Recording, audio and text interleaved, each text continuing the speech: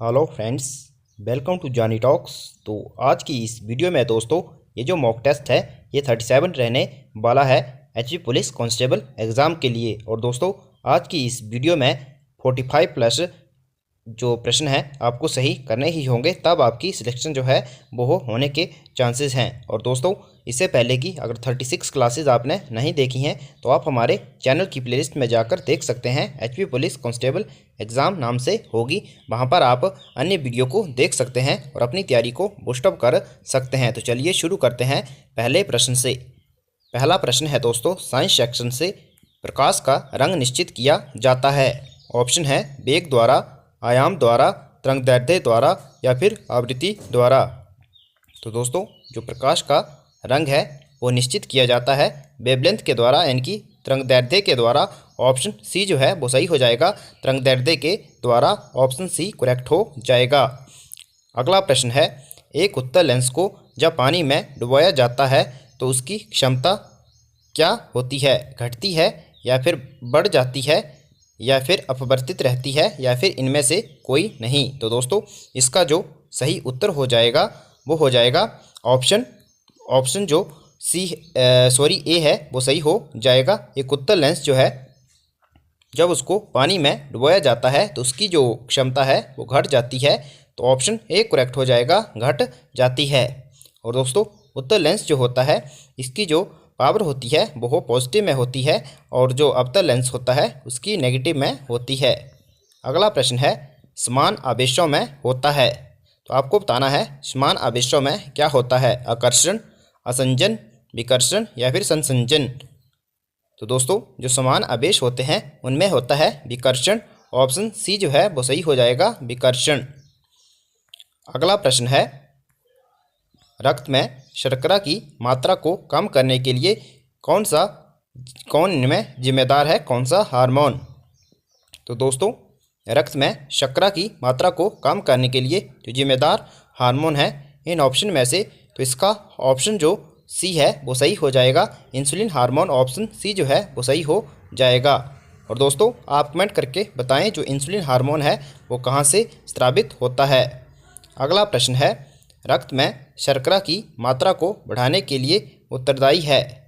तो दोस्तों शरीर में जो हमारा रक्त होता है उसमें शर्करा की मात्रा को बढ़ाने के लिए इनमें से उत्तरदायी कौन सा है? तो आपने बताना है ग्लूकोगन, एड्रेनल, इंसुलिन या फिर ऑक्सिटोसिन। तो दोस्तों रक्त में शर्करा की मात्रा को बढ़ाने के लिए जो उत्तरदायी है वो है ग्लूकोगन। ऑप्शन ए जो है वो सही हो जाएगा, ऑप्शन ए करेक्ट हो जाएगा। रक्त में शर्करा की मात्रा को बढ़ाने के लिए ग्लूकोन जो है यह उत्तरदायी है। ऑप्शन ए जो है वो सही हो जाएगा, ग्लूकोगन। अगला प्रश्न है, कौन सा पौधे हार्मोन को विकास अवरोधक भी कहा जाता है? तो दोस्तों इनमें आपको बताना है कौन सा पादप हार्मोन है जिसे विकास का अवरोधक कहा जाता है, इनकी वो वृद्धि को रोकता है। तो दोस्तों जो ऑब्सेसिक एसिड है, ऑप्शन बी जो है वो सही हो जाएगा। ऑब्सेसिक एसिड जो है यह विकास अवरोधक हार्मोन है पादपों में, तो इसका ऑप्शन जो बी है वो सही हो जाएगा, ऑब्सेसिक एसिड। अगला प्रश्न है, पराग नलिका की अंड और वृद्धि के उदाहरण हैं। तो दोस्तों जो पराग नलिका है, पराग नलिका की अंड की वृद्धि डैश डैश के उदाहरण हैं। तो दोस्तों ऑप्शन है स्पर्शानुवर्तन, प्रकाशानुवर्तन या फिर रसायनानुवर्तन या फिर इनमें से कोई नहीं। दोस्तों पराग नलिका की अंड की ओर वृद्धि जो है वो रसायनानुवर्तन का उदाहरण है, तो ऑप्शन सी जो है वो सही हो जाएगा, रसायनानुवर्तन। अगला प्रश्न है दोस्तों आपके लिए महत्वपूर्ण सूचना है, अगर आप एचपी पुलिस कांस्टेबल एग्ज़ाम की तैयारी कर रहे हैं और एग्ज़ाम को क्रैक करना चाहते हैं तो दोस्तों ये मौका मत छोड़ना, बार बार मौका नहीं मिलता है। 150 200 रुपये, 150 100 150 रुपये की बात है। और दोस्तों अगर आप 100 150 रुपये से एग्ज़ाम को क्रैक कर सकते हैं तो दोस्तों इससे बड़ी बात आपके लिए कुछ भी नहीं हो सकती है। अगर आपने अभी तक परीक्षा ऐप की टेस्ट सीरीज़ को ज्वाइन नहीं करा है तो आप जल्दी से जाके ज्वाइन कर लीजिए। कूपन कोड जानी50 यूज़ कर लेना, जिससे आपको 50% का डिस्काउंट मिल जाएगा। और दोस्तों ये जो टेस्ट सीरीज़ है ये आपको बहुत ही कम कीमत पर अवेलेबल हो जाएंगी। तो दोस्तों जाइए इसका फ़ायदा उठाइए। डिस्क्रिप्शन में मैंने इसका लिंक दिया हुआ है, वहाँ से परीक्षा ऐप को डाउनलोड कर लीजिए। अगला प्रश्न है दोस्तों, पौधे में प्रतिक्रिया द्वारा नियंत्रित किया जाता है। तो आपको बताना है पौधे में प्रतिक्रिया डैश डैश के द्वारा नियंत्रित की जाती है। तो दोस्तों ये किया जाता है फिटो हार्मोन के द्वारा। ऑप्शन सी जो है वो सही हो जाएगा, फिटो हार्मोन। अगला प्रश्न है, चींटी में कौन सा अम्ल होता है? यानी कि दोस्तों चींटी जब डंक मारती है तो उसके डंक में कौन सा अम्ल पाया जाता है? ऑप्शन है फॉर्मिक, टार्टरिक, बेंजोइक या फिर सिट्रिक। दोस्तों चींटी के अम्ल में फॉर्मिक एसिड पाया जाता है। ऑप्शन ए करेक्ट हो जाएगा, फॉर्मिक अम्ल। अगला प्रश्न है, कौन सी धातु अपने ही ऑक्साइड से रक्षित होती है? तो आपको बताना है कौन सी धातु अपने ही ऑक्साइड से रक्षित होती है। लोहा, चांदी, सोना या फिर एल्युमिनियम। तो दोस्तों जो लोहा धातु है वो अपने ही ऑक्साइड से रक्षित होती है। ऑप्शन ए करेक्ट हो जाएगा, लोहा। अगला प्रश्न है, तनाव के दौरान पाचन तंत्र और त्वचा में रक्त प्रवाह को कम करने वाला एक मानव हार्मोन होता है। तो दोस्तों कौन सा वो मानव हार्मोन है जो तनाव के दौरान पाचन तंत्र और त्वचा में रक्त प्रवाह को कम करने वाला एक हार्मोन है? तो ऑप्शन सी सही हो जाएगा, एड्रेनलिन जो है वो हार्मोन जो है यह तनाव के दौरान पाचन तंत्र और त्वचा में रक्त प्रवाह को कम करता है। अगला प्रश्न है, दाब बढ़ाने पर जल का जो क्वथनांक है आपको बताना है क्या होता है? बढ़ता है, घटता है या फिर पहले बढ़ता है फिर घटता है या फिर पहले घटता है फिर बढ़ता है? तो दोस्तों दाब बढ़ाने पर जो जल का क्वथनांक है वो बढ़ता है। ऑप्शन ए करेक्ट हो जाएगा, बढ़ता है। अगला प्रश्न है, जानवरों में बुनियादी चयापचय दर को नियंत्रित करने वाले हार्मोन कौन सा है? तो दोस्तों जानवरों में जो बेसल मेटाबॉलिक रेट है उसको नियंत्रित करने वाला जो हार्मोन है वो आपने बताना है कौन सा है। तो दोस्तों जानवरों में जो बेसल मेटाबॉलिक रेट को नियंत्रित करने वाला हार्मोन है वो है एल्डोस्टेरोन। तो इसका ऑप्शन डी सही हो जाएगा, एल्डोस्टेरोन इसका सही उत्तर हो जाएगा। ऑप्शन डी करेक्ट हो जाएगा। अगला प्रश्न है, निम्न में से कौन से दो अर्ध धातुएं हैं? तो दोस्तों आपको बताना है इनमें से कौन दो अर्ध धातुएं हैं। दोस्तों इनमें से जो अर्ध धातुएं हैं वो है सिलिकॉन और टेल्यूरियम। तो इसका ऑप्शन ए सही हो जाएगा, सिलिकॉन और टेल्यूरियम जो हैं दो अर्ध धातुएं हैं। दोस्तों आपको बता देता हूं कुछ और अर्ध धातुएं कौन कौन सी हैं। तो आप देख सकते हैं बोरोन, जर्मेनियम, आर्सेनिक, एंटीमनी और पोलोनियम जो है ये अन्य जो अर्ध धातुएं हैं उनके एग्जाम्पल हैं। अगला प्रश्न है, हल्दी में पीला रंग किसके कारण होता है? तो दोस्तों हल्दी में पीला जो रंग होता है वो होता है कुरकुमिन के द्वारा। ऑप्शन बी करेक्ट हो जाएगा, कुरकुमिन के द्वारा। और दोस्तों आपने सुना होगा जो मिर्च होती है वो तीखी होती है, वो किसके कारण होती है? वो होती है कैप्सेनिन के कारण मिर्च तीखी होती है। अगला प्रश्न है, लाइकेन सहजीवी किसमें पाए जाते हैं? दोस्तों लाइकेन सहजीवी जो हैं ये पाए जाते हैं शैवाल और कवक में। ऑप्शन सी सही हो जाएगा, शैवाल और कवक में। दोस्तों साइंस सेक्शन आपका कंप्लीट हुआ है। आप कमेंट करके बताएं कि आपके कितने प्रश्न इसमें सही हुए। अगला प्रश्न है, इंग्लिश सेक्शन से आपने सिनोनिम बताना है। एवरेज का आपको सिनोनिम बताना है।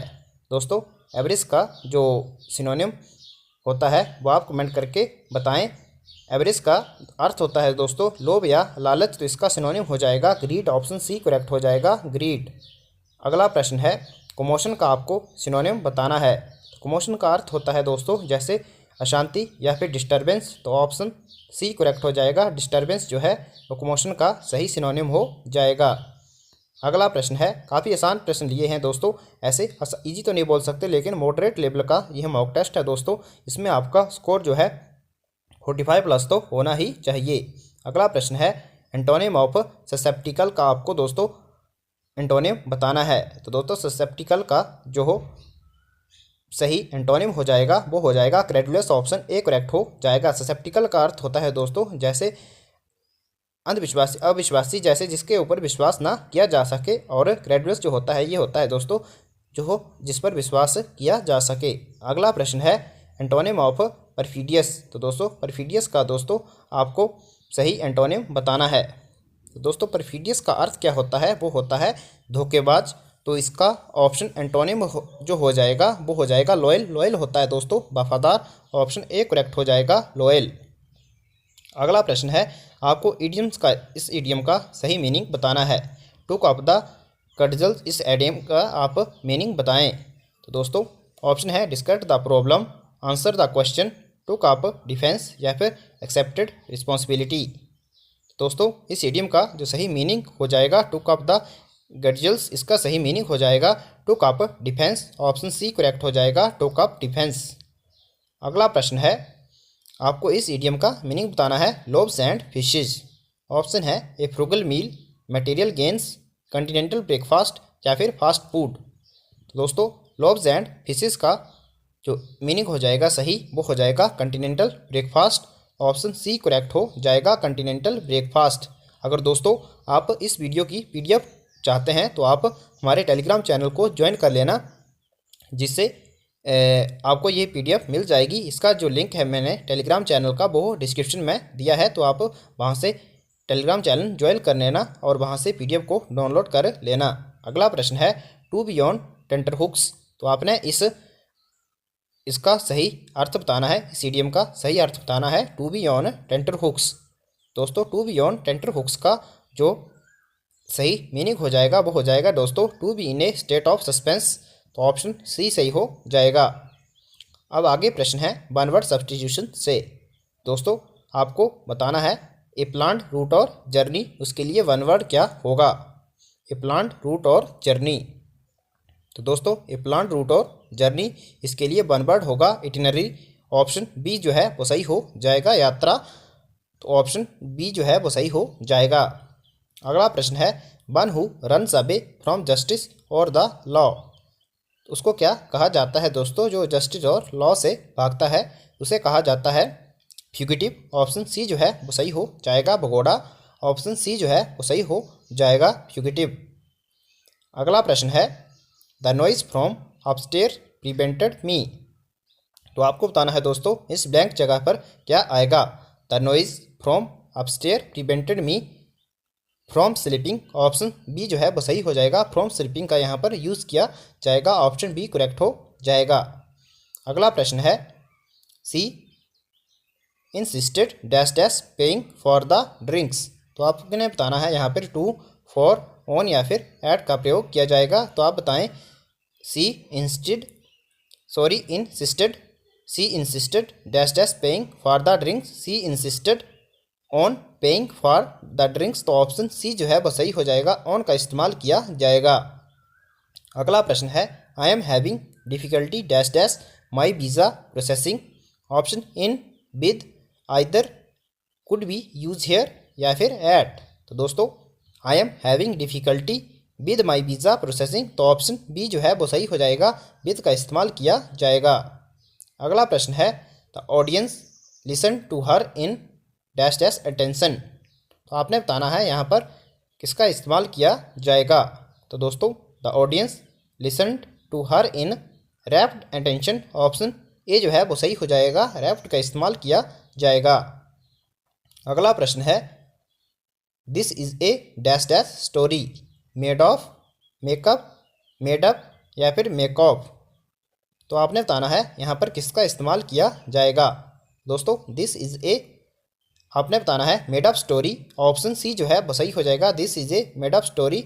ऑप्शन सी करेक्ट हो जाएगा। अब हिमाचल जीके से प्रश्न शुरू हुए हैं। दोस्तों प्रश्न है हिमाचल प्रदेश भारत का कौन सा राज्य बना था। तो दोस्तों जब हिमाचल प्रदेश को पूर्ण राज्य का दर्जा मिला था 25 जनवरी 1971 को, तो उस समय जो हिमाचल था वो भारत का 18वां राज्य बना था। तो ऑप्शन डी करेक्ट हो जाएगा, 18वां राज्य। और आप देख सकते हैं दोस्तों हिमाचल प्रदेश 25 जनवरी 1971 को अस्तित्व में आया और यह भारत का 18वां राज्य बना था। अगला प्रश्न है मंडी आंदोलन कब हुआ था। तो आपने बताना है दोस्तों मंडी आंदोलन कब हुआ था। तो दोस्तों ये हुआ था 1909 और 1910 के बीच में। ऑप्शन बी जो है वो सही हो जाएगा, 1909 और 1910 के बीच में हुआ था। और दोस्तों इसके जो नेता थे आप देख सकते हैं, मंडी आंदोलन 1909-1910 में हुआ था और इसके नेता जो थे वो राजा भवानी सिंह थे। अगला प्रश्न है जुग्गा आंदोलन कहाँ हुआ था। दोस्तों जुग्गा आंदोलन ये हुआ था बिलासपुर ज़िले में। ऑप्शन ए जो है वो सही हो जाएगा, बिलासपुर। और दोस्तों उसमें जो बिलासपुर के राजा थे वो थे राजा अमरचंद और यह 1983 में हुआ था। अगला प्रश्न है, वजीर गुलाम कादिर खान की नीतियों के खिलाफ किस राज्य के लोगों ने विद्रोह किया? दोस्तों, जो वजीर गुलाम कादिर खान था, यह हंडूर यानी कि जो वर्तमान में नालागढ़ है, वहाँ पर इसकी नीतियों के खिलाफ विद्रोह किया गया था। तो ऑप्शन ए करेक्ट हो जाएगा, हंडूर। और दोस्तों, आप देख सकते हैं हंडूर के लोगों ने 1859 में वजीर गुलाम कादिर की भ्रष्टाचारी नीतियों के खिलाफ विद्रोह किया। अगला प्रश्न है, रामपुर बुशहर के लोगों ने 1859 में विद्रोह क्यों किया? तो दोस्तों, जो रामपुर बुशहर के लोग थे, इन्होंने 1859 में विद्रोह किया था बेगार प्रथा के विरोध में। ऑप्शन ए करेक्ट हो जाएगा, बेगार प्रथा के विरोध में। अगला प्रश्न है, मंडी स्टेट एसोसिएशन की स्थापना किसने की? तो आपने बताना है मंडी स्टेट एसोसिएशन की स्थापना किसने की थी? तो ये करी गई थी स्वामी पूर्णानंद के द्वारा। ऑप्शन ए करेक्ट हो जाएगा, स्वामी पूर्णानंद। अगला प्रश्न है, राजा केहरी सिंह किस राज्य के राजा थे? आपने बताना है। तो दोस्तों, जो राजा केहरी सिंह थे, ये राजा थे रामपुर बुशहर के। ऑप्शन ए जो है वो सही हो जाएगा, रामपुर बुशहर के राजा थे राजा केहरी सिंह। और लवी मेला जो था दोस्तों, इन्होंने ही शुरू करवाया था। अगला प्रश्न है, भारत में प्रथम बहुउद्देशीय नदी घाटी परियोजना का निर्माण निम्न में से किस नदी पर किया गया है? तो दोस्तों, भारत में जो प्रथम बहुउद्देशीय नदी घाटी परियोजना बनी थी, वो बनी थी दामोदर नदी पर। ऑप्शन सी जो है वो सही हो जाएगा, दामोदर रिवर। अगला प्रश्न है, सर्वाधिक वर्षा भारत के कोरोमंडल तट पर होती है? तो दोस्तों, किस समय सर्वाधिक वर्षा होती है कोरोमंडल तट पर? तो ये होती है अक्टूबर और नवंबर मंथ में। ऑप्शन बी जो है वो सही हो जाएगा, सेकंड ऑप्शन इसका करेक्ट हो जाएगा, अक्टूबर और नवंबर में। अगला प्रश्न है, सर्वाधिक वर्षा प्राप्त करने वाला भारत में स्थान है? तो दोस्तों, सबसे ज़्यादा बारिश जो है वो कहाँ होती है? आपने बताना है। सर्वाधिक वर्षा जो होती है, ये होती है दोस्तों मासिन राम में, मेघालय के मासिन राम में। ऑप्शन ए करेक्ट हो जाएगा, मासिन राम। अगला प्रश्न है, प्रथम भारतीय अंतरिक्ष यात्री कौन था? आपको बताना है। ऑप्शन है राकेश शर्मा, कल्पना चावला, सुनीता विलियम्स या फिर अन्य। तो प्रथम जो भारतीय अंतरिक्ष यात्री थे वो थे Rakesh Sharma, squadron leader Rakesh Sharma. Option A correct हो जाएगा। दोस्तों, आप कमेंट करके बताएं ये कब अंतरिक्ष में गए थे। अगला प्रश्न है, कौन से साल को अरुणाचल प्रदेश को पूर्ण राज्य का दर्जा भारत में प्राप्त हुआ? तो दोस्तों, अरुणाचल प्रदेश को जो पूर्ण राज्य का दर्जा प्राप्त हुआ था, ये हुआ था 1987 में। ऑप्शन बी करेक्ट हो जाएगा। और इसके साथ दोस्तों, मिजोरम राज्य को भी 1987 में ही पूर्ण राज्य का दर्जा प्राप्त हुआ था। अगला प्रश्न है, इनमें से कौन सी भक्ति संत ने अपने संदेश के प्रचार के लिए सबसे पहले हिंदी भाषा का प्रयोग किया? दोस्तों, हिंदी भाषा का जो सबसे पहले प्रयोग किया था वो किया था रामानंद ने। ऑप्शन सी करेक्ट हो जाएगा, रामानंद के द्वारा अपने संदेश प्रचार के लिए सबसे पहले हिंदी भाषा का प्रयोग किया गया था। तो ऑप्शन सी करेक्ट हो जाएगा, रामानंद। अगला प्रश्न है, भारत में आधुनिक डाक प्रणाली की शुरुआत इनमें से कौन से साल की गई थी? तो दोस्तों, भारत में आधुनिक जो डाक प्रणाली की शुरुआत है, ये हुई है 1854 में। ऑप्शन सी सही हो जाएगा, लॉर्ड डलहौजी के समय। अगला प्रश्न है, बनिहाल दर्रा भारत के कौन से राज्य में उपस्थित है? तो दोस्तों, बनिहाल दर्रा आपने बताना है कौन से राज्य में है। ये है जम्मू कश्मीर में। यहाँ पर आप राज्य नहीं बोल सकते दोस्तों, यूनियन टेरिटरी बोलेंगे। तो ऑप्शन डी जो है वो सही हो जाएगा। अगला प्रश्न है, दक्षिणी ध्रुव पर पहुँचने वाले प्रथम भारतीय महिला कौन थी? यहाँ पर था नहीं होगा, प्रथम भारतीय महिला कौन थी? दोस्तों, दक्षिणी ध्रुव पर पहुंचने वाली प्रथम भारतीय महिला थी रीना कौशल धर्मशक्तु। ऑप्शन सी सही हो जाएगा। और प्रथम जो व्यक्ति थे दोस्तों वर्ल्ड के प्रथम, वो थे एंडमसन। अगला प्रश्न है, भारत की केंद्र सरकार की प्रथम महिला मंत्री है? दोस्तों, जब भारत की पहली स्वतंत्रता के बाद जो सरकार बनी थी, तो उसमें जो प्रथम महिला मंत्री थी वो थी राजकुमारी अमृत कौर। ऑप्शन सी सही हो जाएगा। और यह स्वास्थ्य मंत्री थी। अगला प्रश्न है, आपको दोस्तों अब हिंदी सेक्शन यहाँ से शुरू हुई है। ईमानदारी आपने बताना है कौन सा, ईमानदारी में दोस्तों कौन सी संज्ञा है? आपने बताना है ईमानदारी में कौन सी संज्ञा है। दोस्तों, ईमानदारी जो है वो एक भाववाचक संज्ञा है। ऑप्शन बी जो है वो सही हो जाएगा, भाववाचक। ऑप्शन बी करेक्ट हो जाएगा। अगला प्रश्न है, लंबोदर कौन सा शब्द है? ऑप्शन है रूढ़, यौगिक, योगरूढ़ या फिर ये सभी। तो दोस्तों लंबोदर जो है यह एक योगरूढ़ शब्द है। ऑप्शन सी करेक्ट हो जाएगा, योगरूढ़ शब्द। अगला प्रश्न है, सोना कौन सा संज्ञा है? दोस्तों बताना है सोना में कौन सी संज्ञा है? भाववाचक, समूहवाचक, द्रव्यवाचक या फिर इनमें से कोई नहीं। तो जो सोना है दोस्तों वो एक द्रव्यवाचक संज्ञा है। ऑप्शन सी करेक्ट हो जाएगा, द्रव्यवाचक। अगला प्रश्न है, निम्नलिखित में अशुद्ध शब्द कौन सा है? आपको बताना है इनमें 3 जो हैं वो शुद्ध लिखे गए हैं लेकिन एक अशुद्ध है, तो आपने बताना है कौन सा इसमें अशुद्ध है। दोस्तों ईर्ष्या, अनुकूल और आशीर्वाद जो हैं ये सही लिखे हैं, लेकिन नक्षत्र जो है इस तरह नहीं लिखा जाता है। ऑप्शन डी इसका सही हो जाएगा। नक्षत्र जो है दोस्तों इस तरह लिखा जाता है। अगला प्रश्न है, निम्नलिखित में से आ का पर्यायवाची शब्द नहीं है। आपको बताना है इनमें से 3 जो है आ के पर्यायवाची हैं लेकिन एक नहीं है, वो कौन सा नहीं है? ऑप्शन है वायु शाखा, हुताशन, विभावसु, विपथगा। ऑप्शन डी करेक्ट हो जाएगा, विपथगा जो है या का पर्यायवाची नहीं है। किसका पर्यायवाची है आप कमेंट करके अवश्य बताएं। अगला प्रश्न है, निम्नलिखित में से इच्छा का पर्यायवाची शब्द नहीं है। ऑप्शन है लिप्सा, कामना, यातना, स्पृहा। तो दोस्तों लिप्सा, कामना और स्पृहा जो हैं ये इच्छा के पर्यायवाची हैं लेकिन यातना नहीं है। ऑप्शन सी करेक्ट हो जाएगा, यातना। अगला प्रश्न है, सदैव में आपको बताना है कौन सी संधि प्रयुक्त है। सदैव कौन सी संधि है सदैव में? तो दोस्तों सदैव में स्वर संधि है। ऑप्शन ए करेक्ट हो जाएगा, स्वर संधि। अगला प्रश्न है, सन्मति का सही संधि विच्छेद आपको बताना है। सन्मति में कौन सा इसका सही संधि विच्छेद हो जाएगा? दोस्तों सन्मति का जो सही संधि विच्छेद हो जाएगा वो हो जाएगा 7 प्लस मति। ऑप्शन बी करेक्ट हो जाएगा, 7 प्लस मति। अगला प्रश्न है, हे का आपको विलोम शब्द बताना है। हे का विलोम शब्द क्या होगा? ऑप्शन है हार, हास्य, ग्राह्य या फिर ग्राम्य। तो हे का जो विलोम शब्द हो जाएगा वो हो जाएगा ग्राह्य। ऑप्शन सी करेक्ट हो जाएगा। अगला प्रश्न है, श्री गणेश का आपको विलोम शब्द बताना है। श्री गणेश का अर्थ होता है दोस्तों जैसे शुरू करना, जल्दी करना, तो इसका विलोम शब्द हो जाएगा इतिश्री। ऑप्शन बी करेक्ट हो जाएगा, इतिश्री। अगला प्रश्न है, आपको बताना है अर्थालंकार के कितने भेद होते हैं। तो दोस्तों अर्थालंकार के कितने भेद होते हैं आपने बताना है। अर्थालंकार के 12 भेद होते हैं। ऑप्शन सी करेक्ट हो जाएगा, 12। अगला प्रश्न है, इनमें से कौन सा रस का भेद है आपको बताना है। करुण, रूपक, उल्लेख या फिर इनमें से कोई नहीं। तो दोस्तों आपने रस के बारे में अवश्य पढ़ा होगा। रस से भी एग्जाम में प्रश्न आने के चांसेस है इस बार, तो रस और छंद को भी अवश्य पढ़ लीजिएगा। तो इनमें से रस का जो भेद है दोस्तों वो है करुण रस। ऑप्शन ए करेक्ट हो जाएगा। करुण रस, वीर रस, इनके बारे में आपने सुना होगा।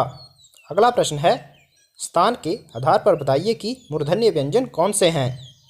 दोस्तों उच्चारण स्थान से भी एचपी पुलिस कांस्टेबल एग्जाम में प्रश्न आता है, तो आप बताना है इनमें से मूर्धन्य व्यंजन कौन से हैं।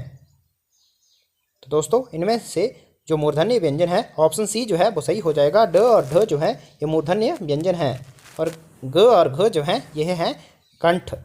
तो दोस्तों आज की वीडियो में इतना ही। आपको वीडियो कैसी लगी कमेंट करके ज़रूर बताएं और दोस्तों आपके कितने प्रश्न सही हुए ये भी ज़रूर कमेंट करके बताएं।